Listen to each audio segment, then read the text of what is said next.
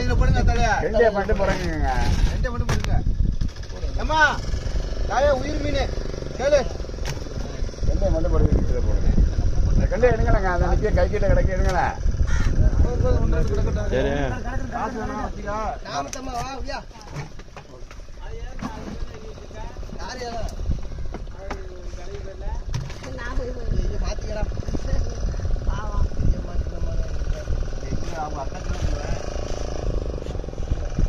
ஒரு 700 750 800 850 850 850 900 900 950 ரெண்டு பேர் கேள்வி 1000 ரூபாய் 1000 1000 1000 1000 அண்ணே